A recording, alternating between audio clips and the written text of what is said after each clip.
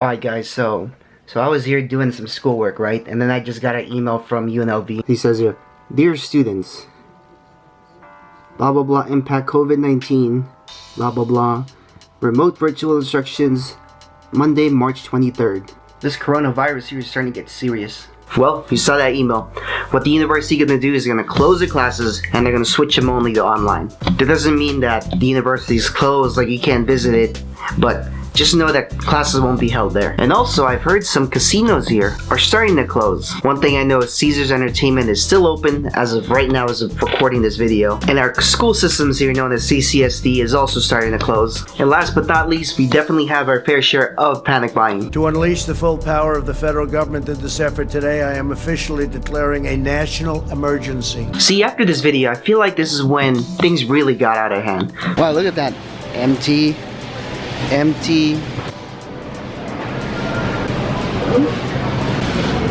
There's nothing here. If I ain't buying no $7 steak, that's whack. People started taking this coronavirus a little more seriously and started flooding the groceries. Quick, grab that. No. So I'm not trying to downplay the disease. The disease is pretty serious. I know it's gonna spread like wildfire because it spreads through droplets of cough and sneezing. By the way, I wanted you to know that I got that from the CDC. There's a lot of misinformation out there. You only need to rely on the CDC and the WHO, and maybe some other sites. I don't know, you can choose.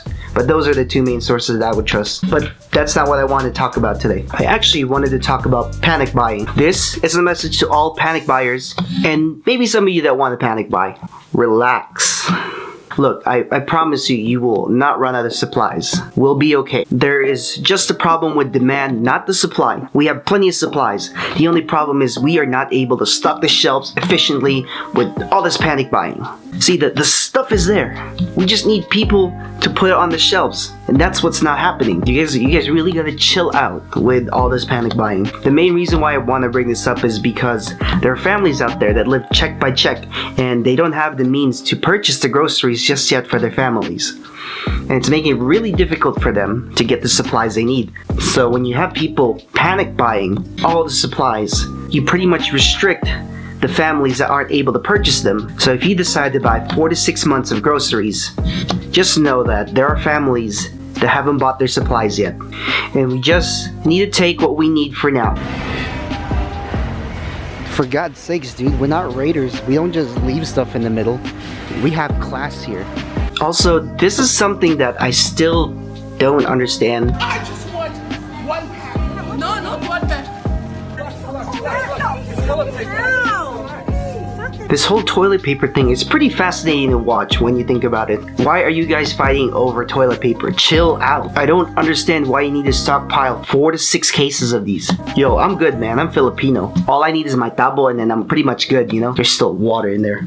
Just remember, one is enough. Unless this is how you wipe your ass, I don't think you need this much toilet paper. Okay, my whole thing with toilet paper is, it's a luxury item. We all want some luxury, man. So one is enough for each household. Let others enjoy the luxury of toilet paper, because trust me, doing this sucks. Toilet paper is a luxury, but I'll be fine.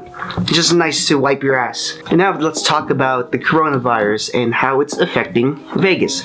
So, Vegas is heavily dependent on tourism. A lot of the state's money is generated through tourism, and it's affecting a lot of the businesses here. For example, where I work, the hours are dependent on the business. If business is booming, then I get a lot of hours. But right now, since this coronavirus has scared everyone to pretty much self-quarantine themselves, hours are kind of scarce right now for me. And this is the same case for a lot of people. And since I pretty much haven't worked in a week, I think I'm pretty much closer to unemployed than anything. I know there's a lot of people saying don't go to Vegas or whatever, they're closed.